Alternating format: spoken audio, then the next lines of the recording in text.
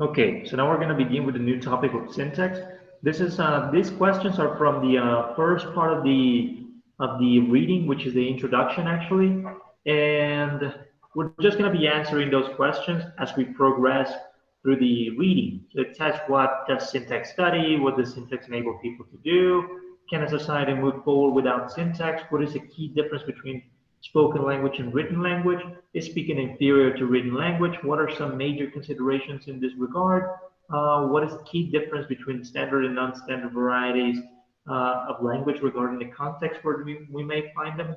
And what is the position of syntax about correct or incorrect language? And in general, what can be said about syntax in its connection to meaning? So then again, these are some questions that are going to be guiding the conversation for the first part, as we talk about just the very introduction of the book. The book has kind of an introduction that says for students, and then there is chapter one. So let's talk a little bit about the first part, which will be the introduction.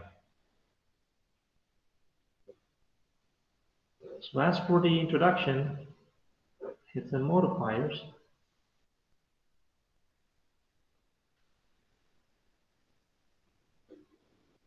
All right, so first of all, what does syntax study? And for this question,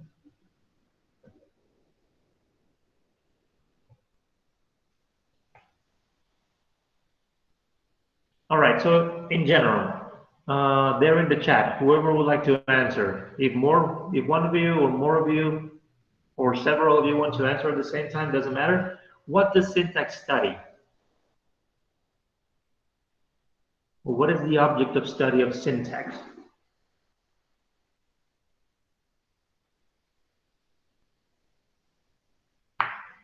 From what you remember in the reading.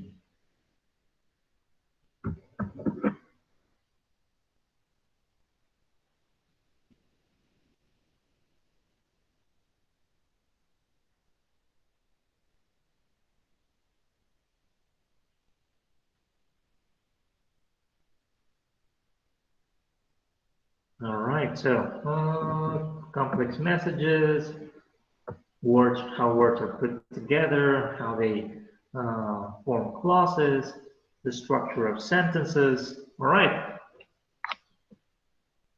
grammatical structure of words and phrases to create coherent sentences. All right, we're going in the right direction. So yes, syntax studies the structure of sentences. That's basically in a very bare bones definition. That's what syntax studies. What the sentences are, what the internal structure of sentences are. So as the author says, sentences have components such as phrases and clauses, and at the same time, clauses can be made out of phrases, and phrases are made out of words. The clarification here would be to talk about what is the smallest element of syntax. And the smallest element of syntax, as we're going to see in the future, is not really the word. One instinct would be to say that the smallest unit of syntax is the word, just like the morpheme is the smallest unit of morphology. But we're going to discover in the future that the smallest units in syntax are actually what we call phrases. But that's something that we're going to clarify later. We're going to see specifically what a phrase is, what makes a phrase, and then we're going to see some examples, but we're going to see that later. For the moment, yes, syntax studies the sentence structure, or what is something that we call the studies the constituents of sentences. But that's something we're going to really see specifically later. All right, so as the author says in the book, syntax has to do with how words are put together to build phrases, with how phrases are put together to build clauses or bigger phrases, and with how clauses are put together to build sentences. So as you can see, there are three elements that are of importance in the reading. First of all, the phrases, How phrases are put together to build clauses, and how clauses are put together to build sentences. So these are basically the three main units of syntax that we're going to see a lot later. We're going to see a lot we're going to talk about a lot about phrases, clauses, and sentences. Right? That's going to be the bread and butter of this course. Will be to analyze how those elements come together. Right, so moving on for the moment.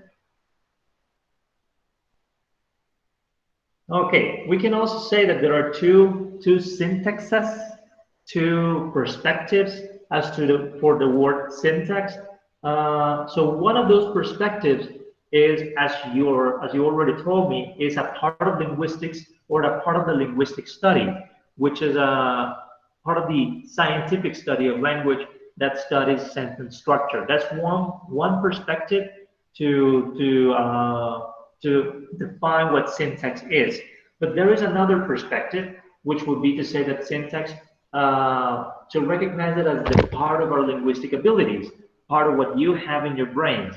Remember that linguistics studies, or what linguistics is supposed to study, is language, right? And we say that language has different components.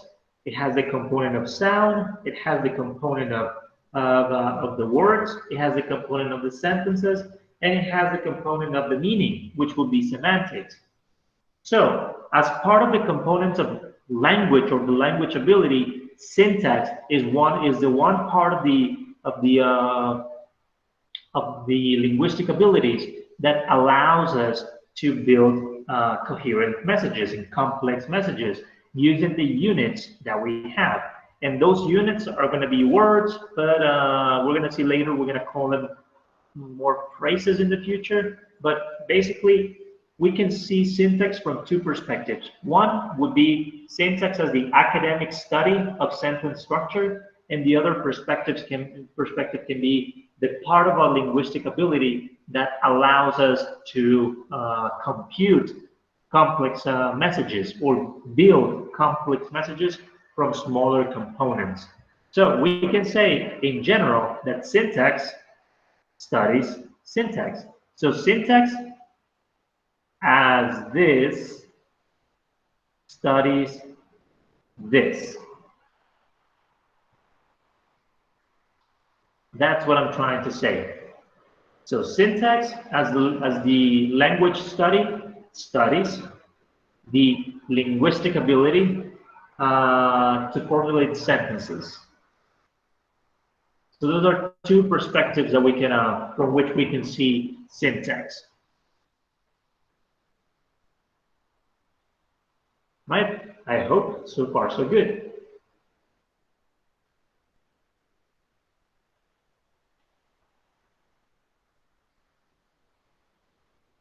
Okay, this one I think somebody already answered that question there in the chat section. But the question will be, what does syntax enable people to do? And when we say syntax, in this case, I mean this syntax. I mean this part. Not the study of syntax, but the component of the human mind, the component of language of syntax. What does it enable people to do? And I think, Maria Paula, you already said, it enables human beings to compose complex messages. The next question will be, can a society move forward without syntax? And what I mean by move forward would be to become more complex, to become more advanced. Would it be possible for a society to become more advanced without, let's say, without syntax? Can that be possible? And then again, when I say syntax, is the linguistic ability to build sentences and complex messages. So what do you think? There in the chat section. Would it be possible to build a society where technology is so proliferate without Professor, messages? Yes. I got an opinion. Yep. If syntax has we had said that it's like the structure and formation of sentence, complex sentence, right? How can a society like could move forward without that? I mean, we need like complex text and complex analysis like to learn and to improve more in terms of linguistics. If we got like a basic vocabulary, if we're not like syntax in our lives, I think that society could not like move forward. All right. And not only in linguistics, as you mentioned, in every field of life, for example, technology or engineering, for example, how can you build complex buildings like houses or not only houses, well, how can you say build, other words for buildings in English? How can you build bigger buildings and structures and all of the stuff that we know from modern society? How can you build that from the point of view of chemistry, of biology? How can you talk about medicine without complex messages? It would be, I don't know, basically impossible to do. So, what does syntax enable people to do? Well, create complex messages, as Maria Paula said in the comment section. And as Daniela just said, can a society really move forward? I think it's totally impossible. It is possible for a society, for a simple society to exist, yes. I mean, people used to have less complex messages when we were not so advanced. So, for example, let's not think about people like a Homo sapiens. Let's think about the previous steps in evolution. Like we know that the cavemen, the Neanderthals, they had somewhat of a society, but were they advanced? Were they an avant-garde society? Were they advanced in the ways of thinking? I don't think so. The only way we can advance in that or enrich our cultures and in every regard of life would be by building complex and more complex messages. Move on here. All right, so what I just said. So syntax as part of the linguistic ability allows people to formulate complex messages. And no society has achieved anything considerable without just by using gestures or single words alone. Imagine trying to build uh, the Eiffel Tower, or imagine trying to build the pyramids in Egypt without complex messages, trying to use hand gestures and body language and simple sounds in order to communicate what we need to communicate to create those types of structures. Or how about philosophical thinking? How can we formulate questions about the world and about existence without complex messages? That would be very hard to do. So as we can see, syntax as the component of language is very, very crucial to our daily lives. The ability for you and for me to create complex messages and understand those complex messages is crucial in the way we develop each and every day, whether it is in our daily lives, in our simple, homely lives, or in the academic world. It's basically impossible to move around and achieve anything at all without being able to understand and produce complex messages. So that's for an introduction. That's the importance of syntax. It's quite important. All right. So what's a key difference between spoken language and written language? The document or the author mentions one big difference between spoken language and written language. He mentions like one factor that is like the defining factor between these two things, between spoken language and written language.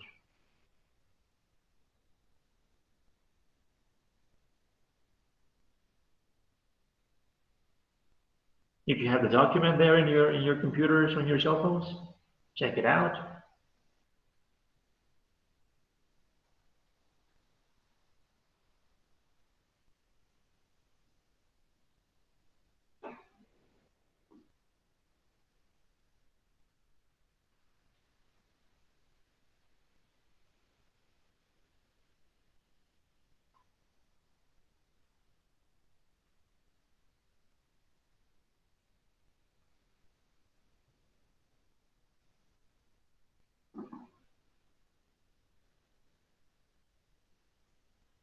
Yes, that's one thing. Daniela, yes, that's one thing.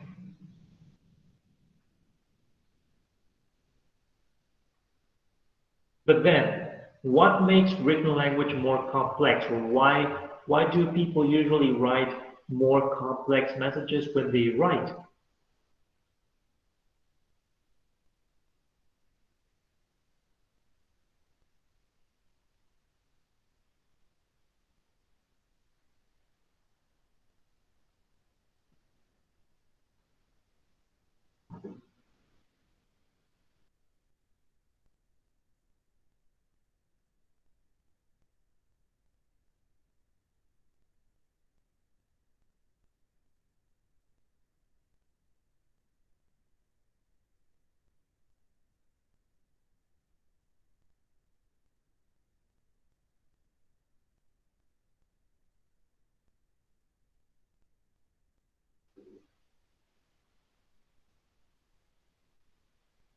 Okay, we're going into the right directions.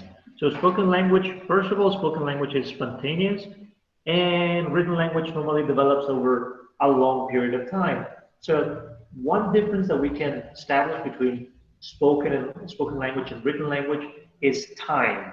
So that's one of the big differences would be time. Time to develop the messages and speech more often than writing. All right, so the author mentioned planning time.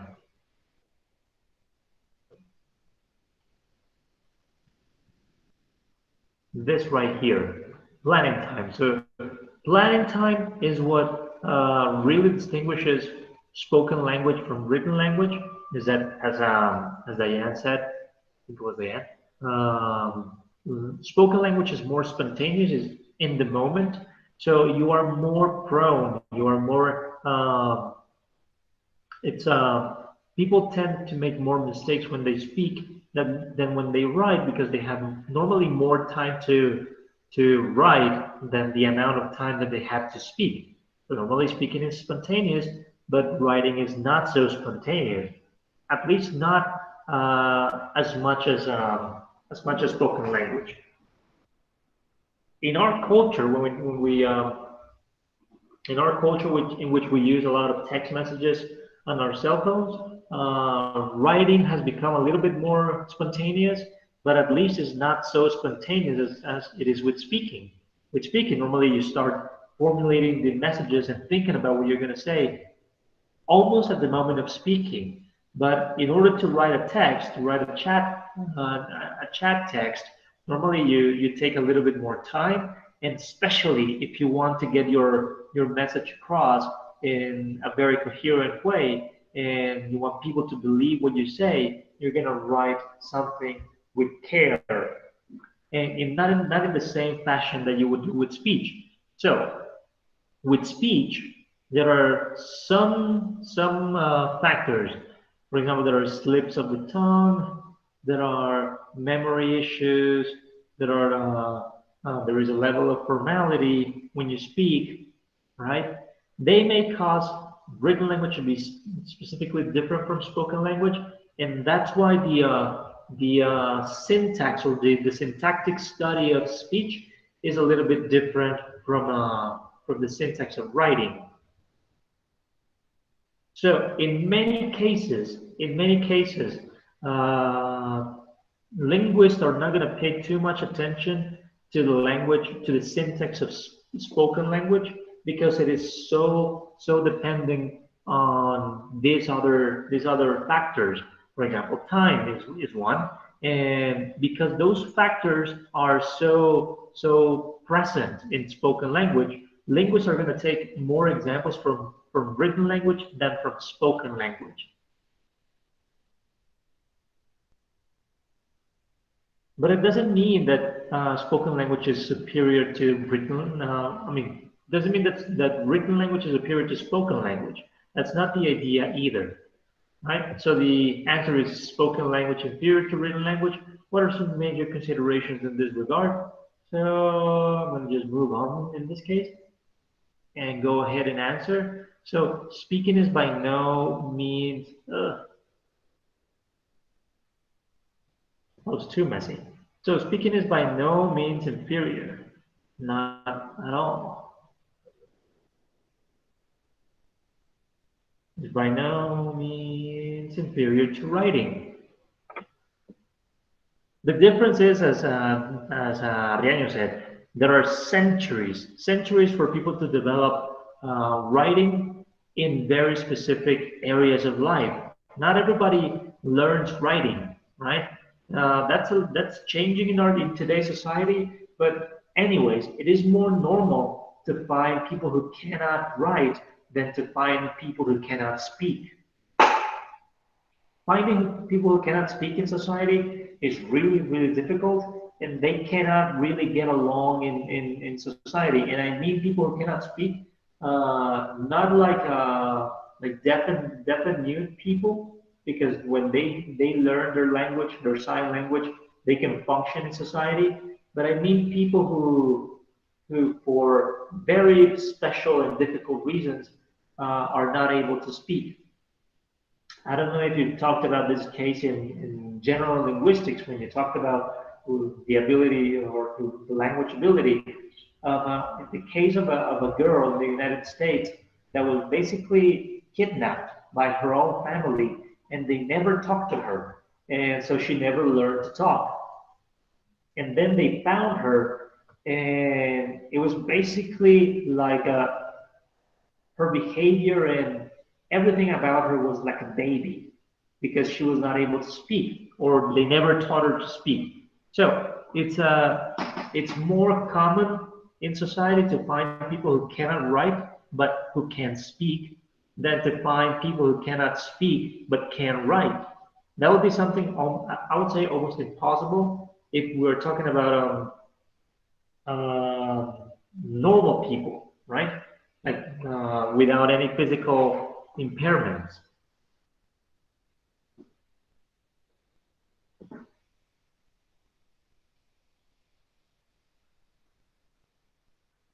All right. So then again, mostly by the because of the influence of Chomsky, we're gonna be dealing a lot with written language and not with spoken language, because spoken language is more or it's more of the realization of language, and for Chomsky, the realization of language doesn't really show you the true nature of language.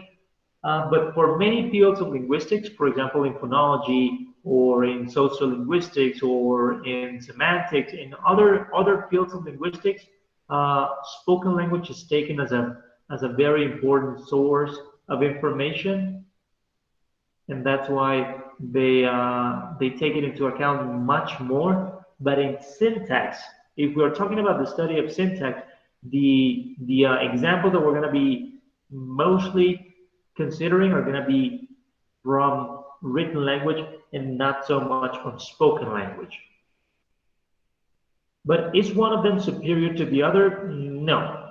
It's not to say that spoken language is superior. It's just different because of the time that we have to plan what we're going to say.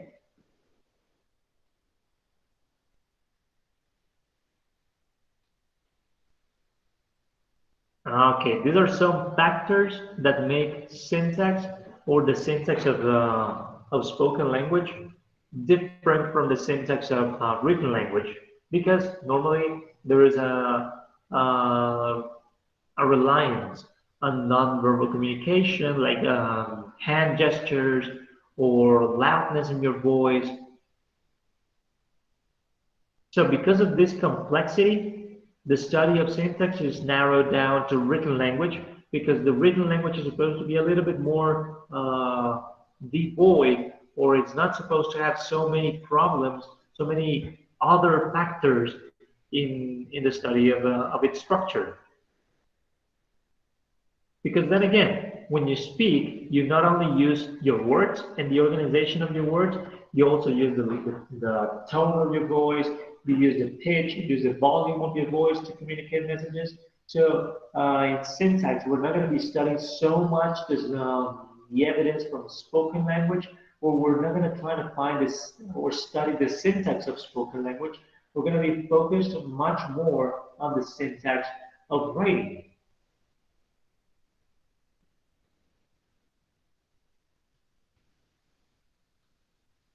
Let's go on for a second.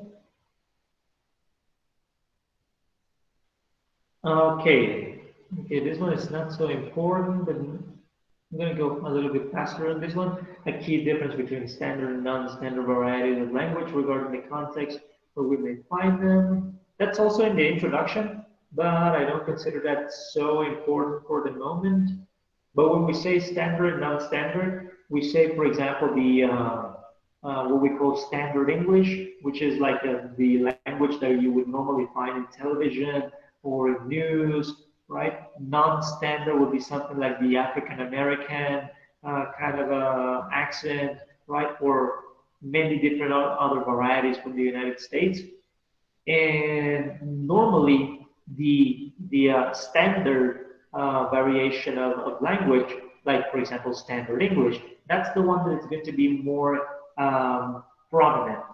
It's gonna appear in formal writing. It's gonna appear in educational writing, governmental documents, anything you think that is official or that is a part of some type of serious study is gonna contain mostly. Um, it's going to contain mostly standard varieties of English. But then again, from syntax, we're not saying at any point, or from linguistics in general, we will never say at any point that standard is superior to non-standard English. So, for example, the language of Black people in the United States, or the variety of English in the United States from African American people, it's not inferior to standard English. It's just different, and it has its own syntactic structure. It has its own little different. How can we call it? Idiosyncrasies, little details, but it's not really what we call inferior to the standard variety of English.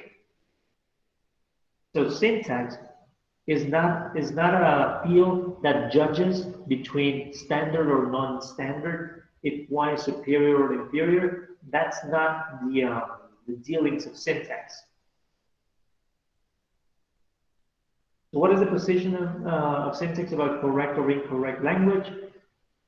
Syntax is very much neutral. It doesn't really care.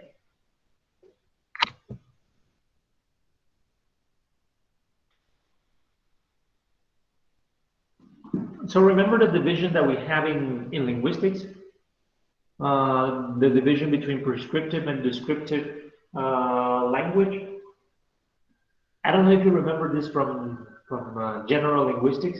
You're supposed to study that in general linguistics. I'm sure some of you remember it. So we say that from prescriptive linguistics or prescriptive language, it's basically formulating rules for the use of language, and descriptive is basically simply describing what you see. So syntax as part of linguistics it just looks to describe how people formulate messages, right? But it does not look for making rules to say this is correct or incorrect. Syntax is going to say that, or from the perspective of syntax, a linguist can say that a sentence is correct or incorrect, or grammatical or ungrammatical, based on the experience of the speakers, but not because the teacher of syntax formulates rules or anything like that. So syntax is not the same as grammar, okay? That's one thing you should remember, that syntax is not the same as grammar. It's not the same thing. So for example, the grammar that we learned in the university, like the rules, like this is the subject, verb, complement, syntax is not that. Syntax is not learning how to formulate sentences. Syntax is describing the structure of sentences, but not really formulating rules for sentence construction, that's not really the objective of syntax. Okay, so we're going to move on here.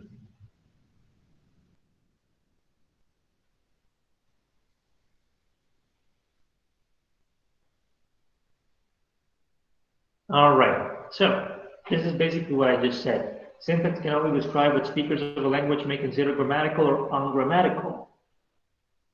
So when a sentence is in quotations incorrect, it's because the speakers of a language don't recognize that sentence as being part of the language or as being formulated correctly in the language. That's basically what grammatical or ungrammatical means. But from syntax, to say that a sentence is grammatical or ungrammatical has nothing to do with formulating rules of language use. It has to do with describing how a language is supposed to function in terms of sentences and determining if a sentence follows those normal guidelines or not. So then again, syntax is not supposed to formulate rules for language use. It's only supposed to describe. So when we say that a sentence is grammatical or ungrammatical, we're just describing what people normally feel when they use language.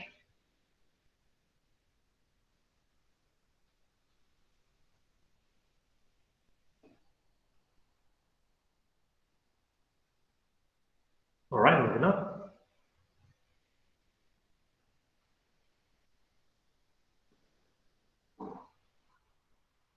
Okay, this is another question. When we talk about syntax in general or introducing syntax, is what can we say about syntax and its connection to meaning? Because that's one of the questions, that one of the issues that normally permeates the study of syntax is how do we approach the study of syntax? How do we describe sentence structure when in regards to meaning? Do we take meaning into account? Do we take the meaning of sentences into account? And for that, we're going to also follow the influence of Chomsky a lot, because for Chomsky, the meaning of sentences has little to do with studying the structure of sentences. So the structure of sentences or studying the structure of sentences is not the same thing as studying the meaning of sentences. Those two things are not the same. So syntax only deals with the structure of sentences, but it doesn't really deal with the meaning of sentences, or at least of individual sentences. So let me show you one specific example. This one comes from Chomsky specifically. All right. So what I want to ask you, so it says, in order to analyze the syntactic structure of sentences, meaning has little importance. So I would like you to read this sentence. Take a second. And then write there in the chat, at least from a perspective of everyday language, from the literal perspective, from the conceptual perspective of this, the logical perspective of this sentence. Does it really make sense? Is this a sentence that makes sense? So if it does, well, try to write what makes sense or how it makes sense for you. And if it doesn't really make sense, just give me a no.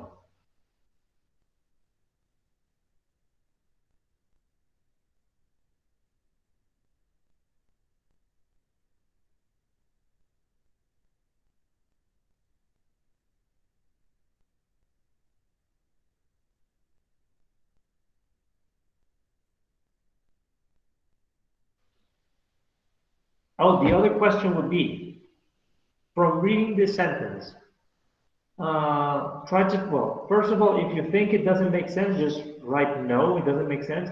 But do you believe that this is a well-formulated sentence of English?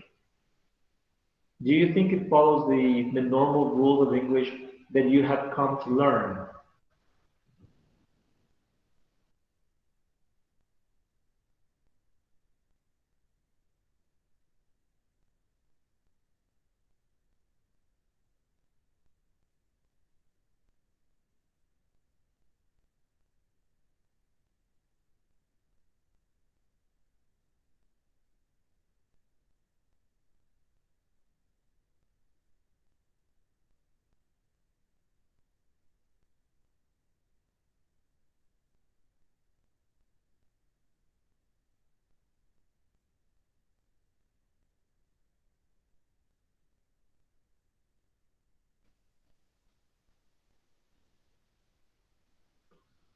All right, so some of you say it doesn't make sense. Santiago says it follows the rules, but they have no sense.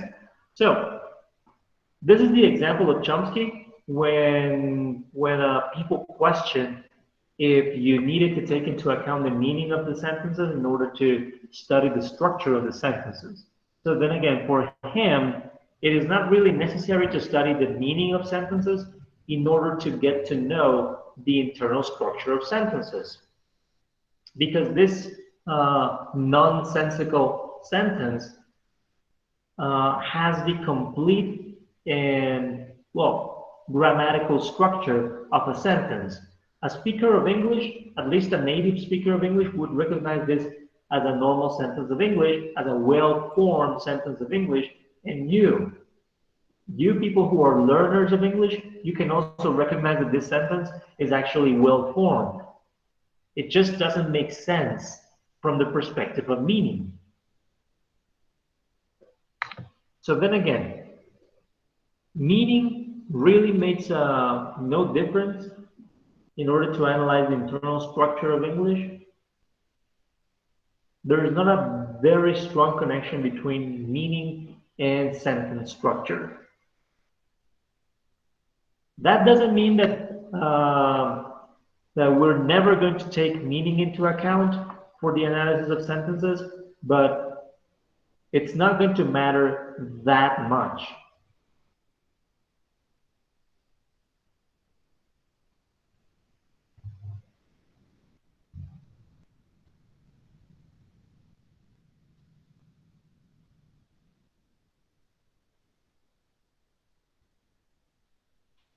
All right. So we say that syntax is not entirely disconnected from meaning. What I'm just saying. Then again, different sentence formations, different constructions are going to transmit different meanings or different little types of meanings. So that can be a connection between syntax and semantics or syntax and meaning. But this connection here is not so important for us to understand the internal structure of sentences. It's not as important as you might think. So for example, in these two structures, the difference between active and passive voice is going to transmit a kind of meaning, right? For example, if I say that I was attacked by penguins, this is a passive voice. Since I am putting myself first, I'm going to be placing myself as the emphasis of the sentence. But if I say penguins attacked me, then I am using the penguins as the main part, as the focus of the sentence. But that's more from the perspective of meaning. But in order to analyze and to understand the internal structure of sentences, we don't really need the interference, in quotation marks, the interference of meaning. Or we don't need to pay too much attention to meaning. Although there can be connections from time to time, these connections are not that important in order to understand the internal structure of sentences.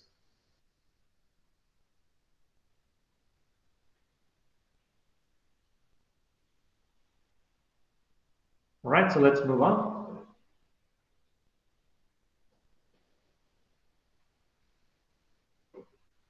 Okay, so really quickly, the relevance of syntax or why syntax is important. We say that syntax, again, we can see it as syntax as the ability to build complex messages, and we can see syntax as the study or the component of linguistics that studies sentence structure. Is important, for example, in the field of teaching, in order to be more proficient. If you understand as a teacher, if you really understand how a sentence works internally, it's going to be so much easier for you to teach sentences and teach people to write sentences if you really know how sentences work. So that's one part of the importance of syntax is teaching. It's really going to affect you positively if you let it, right? If you understand it, if you pay attention to the topic and the issues, and you kind of get an idea of how a sentence is supposed to work, then teaching a sentence is going to be so much easier. Another aspect is speech therapy. So for example, teaching people how to speak when they have problems. Also in the analysis of text, for example, in the development of translators or translating applications, that's also where syntax is very much important. Or, for example, there are some people that well, this was more before than today, but for example, people who do studies on foreign languages or indigenous languages, they need to have experience in describing the syntactic characteristics of a language, and syntax can also be very informative or very important for that.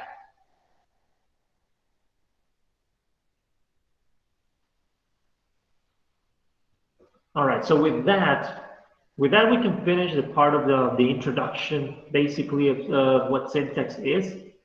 That part of the book is really, really short and I think very easy to understand.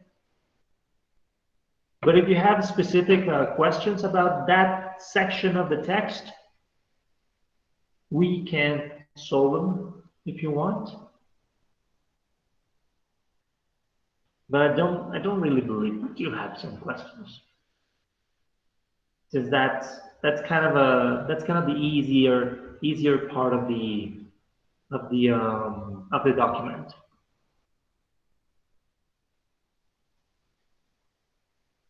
All right, let's instead move on to chapter 1 of the book, which is heads and modifiers. So as a preview for what this is, we say that the syntactic units, or in essence sentences, we say they are made out of elements that are some elements have more importance than other elements. So let me formulate that better.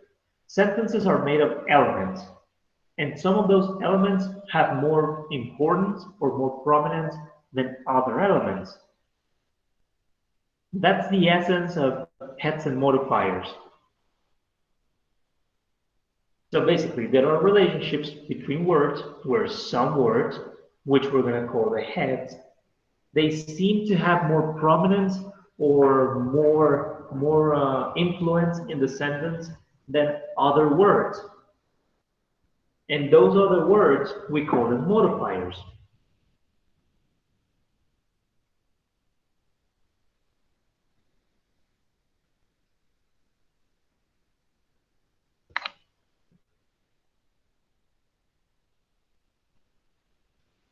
So in essence, describing a sentence is basically describing the relationship between those heads and their modifiers.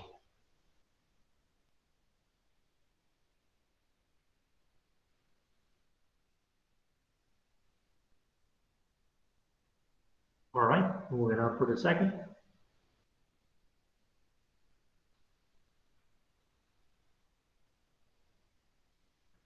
All right.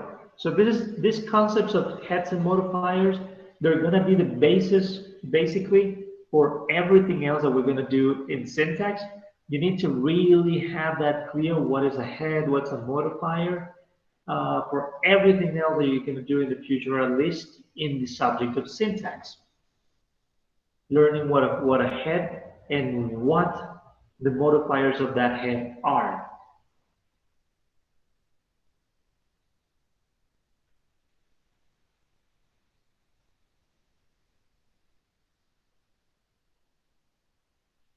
All right.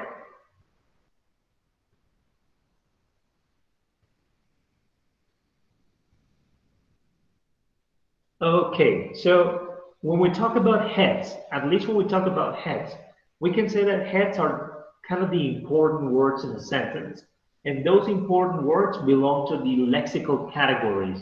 So if you remember from morphology a little bit, is that some of those lexical categories, the important categories, are categories like nouns, like verb, like adjectives and adverbs. And in syntax, we have one more element, one more group of words, which we're going to consider more important in syntax. And that type of word is going to be the preposition. So normally prepositions are important words also when we analyze sentence constructions, because prepositions allow you to connect pieces of information that would change the entire sentence if you take them out. So, first of all, what are some of those lexical categories that are normally heads or important words in a sentence? Normally, there will be the nouns, right? There will be the verbs, adjectives, adverbs, and this time we include prepositions.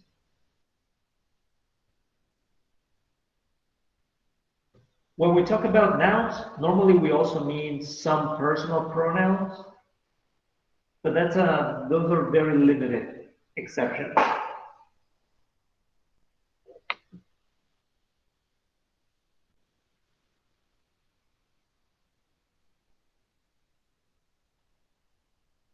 So let me show you an example of why prepositions are so important when we study syntax. For instance, this sentence: the keys are on the table, and if we eliminate the preposition, then we get the sentence: the keys are the table. Let's try to eliminate. Let's try to eliminate some other word. For example, let's try to eliminate the. Try to eliminate the. Both of them. If you eliminate these two words and you get keys are on table, even though it sounds very rustic and very, I don't know, very archaic, very like caveman, like someone who's ignorant or, well, someone who's learning language barely, this would still be kind of understandable. The keys are on table, or keys are on table. It will be very simplistic, but it will be possible to be understood. On the other hand, if you have something like the keys are the table, then you run into some problems, because then you begin to ask questions like, what do you mean? What do you mean that the keys are the table? You see? So in those cases, that's what we consider prepositions to be important words in syntax too, and we consider that all prepositions are heads. At least the prepositions that go by themselves.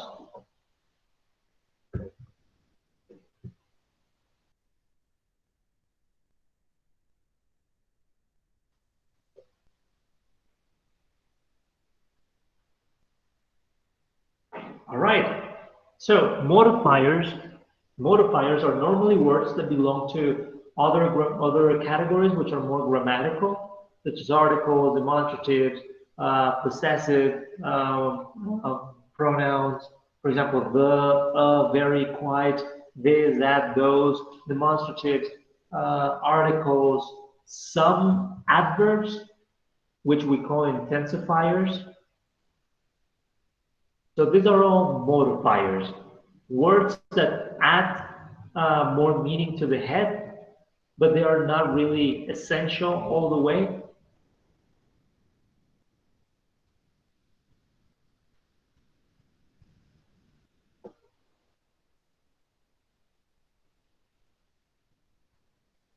So, for an example,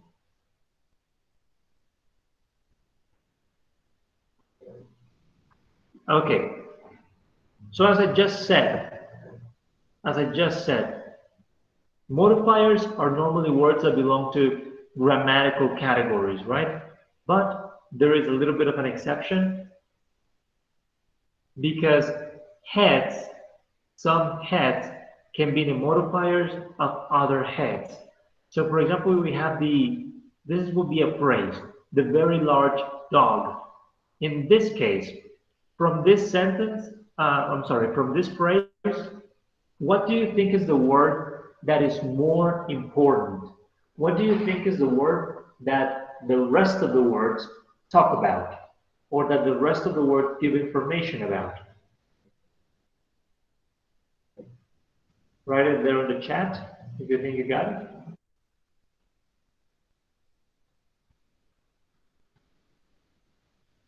All right. Yes, that's correct. So in the case of this phrase, we would like to say that dog is the head of the entire phrase, right? Dog is the head of the entire phrase. And we are going to say let's say the. We're going to say the is a modifier of dog because it gives information about dog. But the is not the only modifier of dog. We also have very large. So in itself, as I told you here, modifiers belong to lexical categories. So that means that the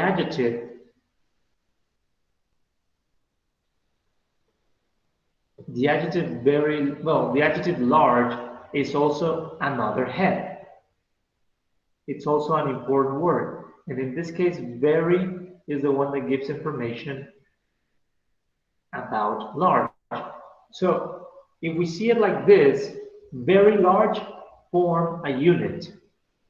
And at the same time, similar to the, very large gives information about the dog. Let's take it like here.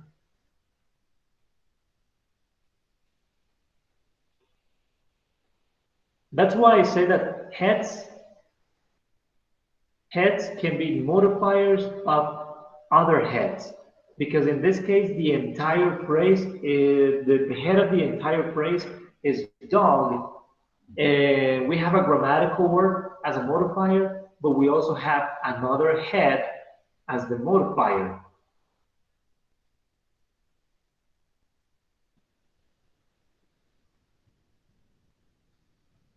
All right, moving on for a second. By the way, you tell me if I'm moving too fast. If you need some more time to maybe take some notes, if you want to take notes.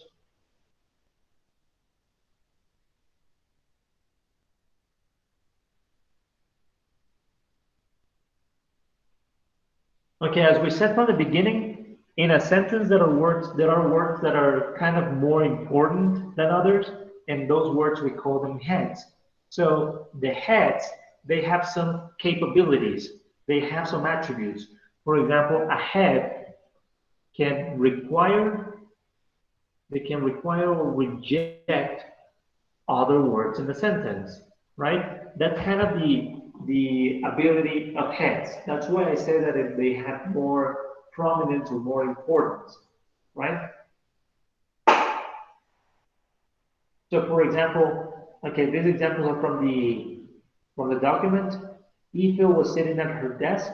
So in this case, the word Ethel, which is a head because it is a noun, is going to reject words like this one. It's going to totally reject them. Because normally proper names, they don't take articles, right? Or, for example, accountant. Accountant is going to reject also any articles that you put next to them.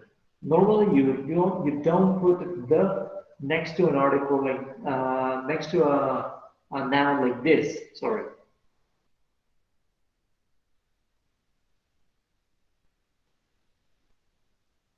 Now that's a different story from accountants in plural because accountants can take both article or no article.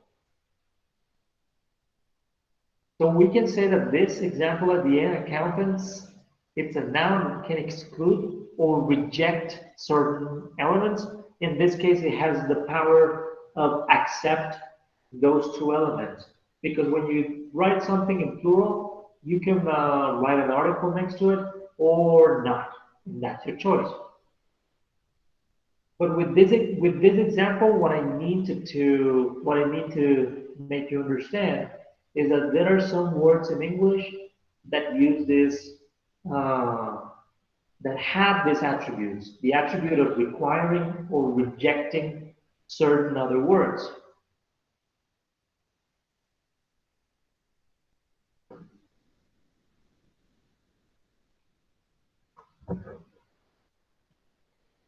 Right, moving on.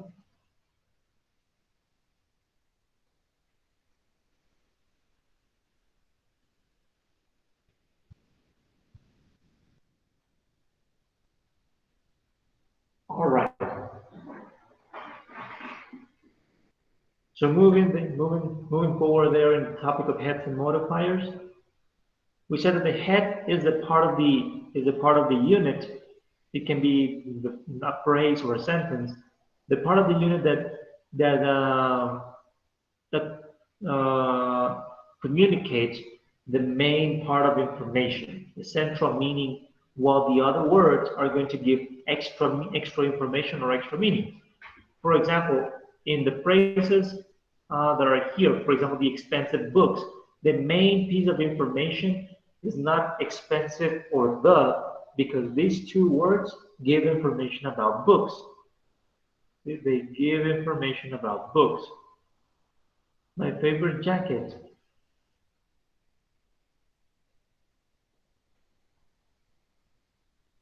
My favorite jacket and the rest of the phrases. My favorite jacket, the officer's coat. So in my favorite jacket, jacket is also the main part of the phrase. In this short sentence, the officers caught the criminal. The main component will be the verb caught. And in this case, the criminal gives information about caught. My favorite gives information about jacket. Well, my and favorite. They give information about jacket.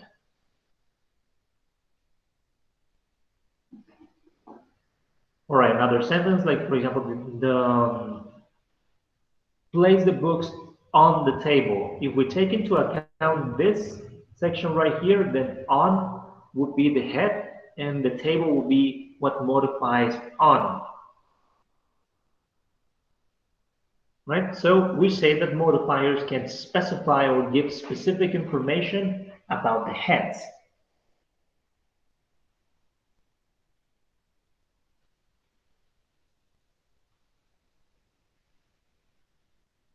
Okay, so heads are basically the elements that make any sentence be a sentence. If the element of the head is not there present in the sentence, then it's not going to be understandable almost at all. For example, in the sentence, the cat sat on the mat, which is a sentence that I'm going to be using a lot, if we delete this And this, which are specifically modifiers of cat and modifiers of mat, if we delete them, these grammatical words, these articles, we still have sort of an understandable piece of information, cat, sat, and mat. You can sort of understand an idea from here, but if you delete the heads, and the heads are these ones. The heads are cat, sat, on, and mat. So remember, they are heads because they belong to the main categories of words, the main lexical categories. This one is a noun, this one is a verb, this one is a preposition, and this one is another noun. If we eliminate that, then we get something that truly is incomprehensible. It cannot be understood. This is not something you can understand. That's simply not something you can understand. That's sort of also the importance of heads. They are the main components of sentences, or the main components of the meaning and sense of sentences. That's what makes sentences be communicative, or uh, communicative. Yeah, communicative is a good word. It's what allows sentences to communicate the complex messages.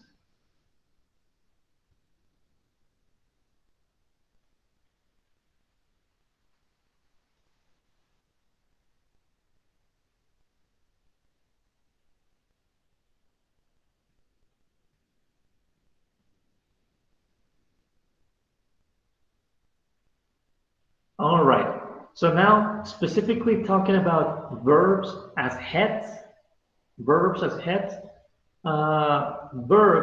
are some of the words, or I think the word that is easier to analyze in order to see the powers of the heads. Very different verbs have different powers of control, and maybe you have studied this before in grammar. If you, well, I'm not sure, but normally in grammar you see different types of verbs. For example, transitive verbs, intransitive verbs, ditransitive verbs. I don't know if you studied that in grammar, but basically we talk about verbs that can take one object, two objects, or no object at all. So, for example, took the verb vanish. The verb vanish doesn't take any objects next to it. For example, it will be very much incorrect to say the white rabbit vanished his watch. It will be incorrect because the verb vanish works by itself. It doesn't need any objects. It rejects, it excludes those objects. Some other verbs requires direct objects. For example, the verb chase. The verb chase is one of those verbs that, even though it can sometimes work without an object, it normally needs it. For example, it's different to say the dogs chase or dogs chase cats. This right here, dogs chase, can work in very limited scenarios. For example, as an answer to a question, if you ask something like, "What do the dogs do?" and you answer, "Well, dogs chase," but that would be still weird. In this case, the verb chase requires a complement. It requires an object. And there is another type of verb that is going to give you both. That is going to sometimes require an object, or it can just simply permit it, allow it to be there, or it can work by itself. For example, the verb drive. If I say I drive, I can totally communicate something with that sentence. That can be a complete sentence by itself without needing anything else. And sometimes we can also use drive with an object, like here. Like I drive a Volvo, or a Mazda, or I drive a truck, I drive a car, etc.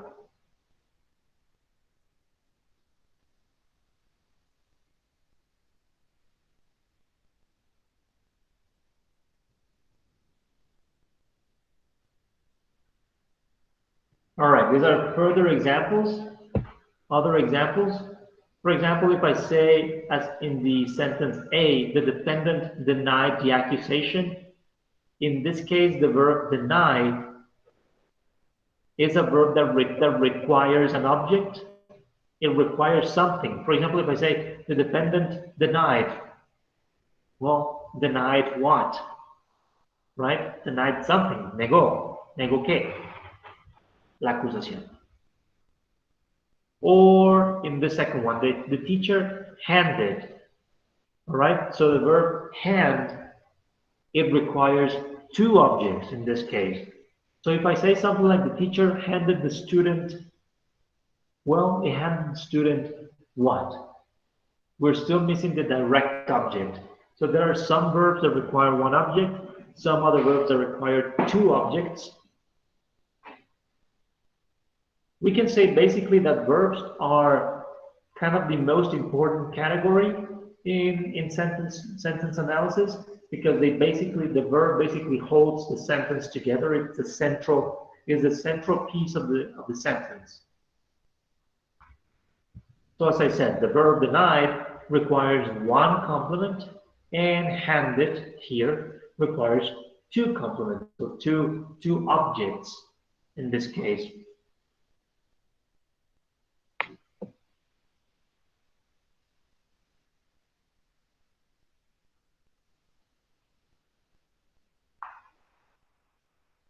All right.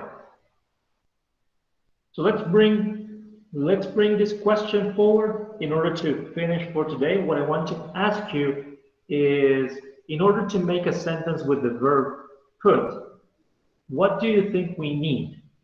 What do you think are the requirements of the verb put? The verb put is going to require something in order to be used in English. What do you think that is? What is the first thing you would need in order to form a coherent sentence of English with the verb put?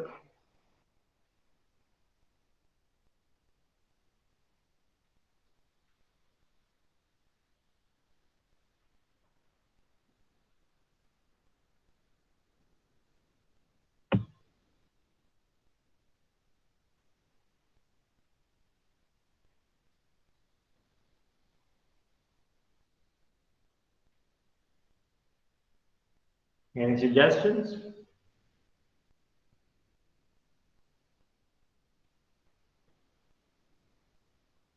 Okay, we're going good. So Sharon says we need a noun. Where do we need the noun?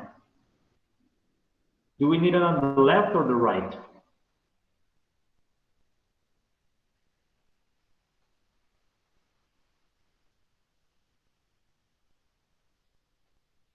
Both. All right, so you're both correct, Maria Paula and Sharon. We need both things. So let's say I need a noun here. So I'm gonna say John. If this is an affirmative sentence, I'm gonna need a subject, but it can be an order, right? In the case of an order, an imperative sentence, I don't need one here. But let's say John. John put, and you say in both sides, we may need a noun, right? So put, let's say, I don't know, let's say fruit.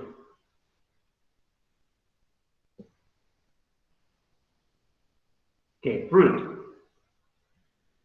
And Maria Paula, you say we need a preposition. What preposition would you use in this case? It can be an example, it can be anything.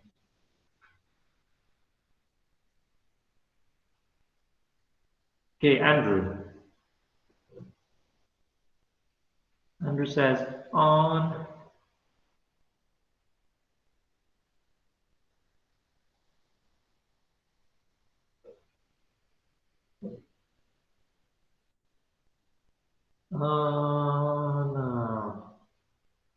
On the bed. So Andrew, you actually gave me two elements that are necessary. In this case, let me try to use a different color. Let's use this one.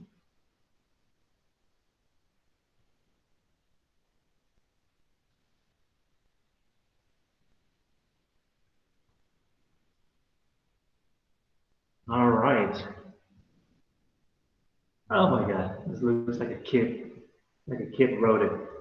Okay, so as you can see, depending on the type of sentence, if it is a statement or if it is an order, first of all, we need an element. We need an element on this side. Pointer. We need this element right here, first of all, one of the nouns. Then we need a noun after the verb. So for example, fruit. In general, fruit. They put, so John put fruit and put fruit where, right? So on, put fruit on. And then again, we cannot just have on. We need the place. So John put fruit on the bed. So you see, in this case, the verb put, it needs one noun on one side, it needs another noun on the other side, and it needs at least a prepositional phrase. We say prepositional phrase. I'm throwing these expressions for the moment, but I promise you that I'm going to explain later what a prepositional phrase is. So in this case, again, the verb put requires a subject, it needs another noun after it, and it needs a prepositional phrase. So this is basically the power that the verbs have as being heads. So before we finish, let me just summarize that information. So sentences basically contain, as the internal structure of sentences, they contain some words that are more important than others. That's a very superficial, that's a very basic, not superficial, basic piece of knowledge that is going to be useful for a lot of things. So the sentence has some words that are more important than others. The words that are more important, we call them heads. And the words that give information about those heads, we call them modifiers. That's going to be the premise for the moment.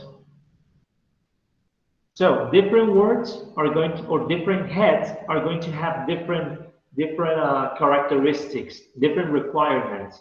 Some words are going to require more than others. For example, when Andrew said on the bed, he didn't say just on. He said on the bed. That's because on, the preposition on, requires by obligation. Normally, it requires a noun after it. You see, this noun belongs to on. So different words have different requirements.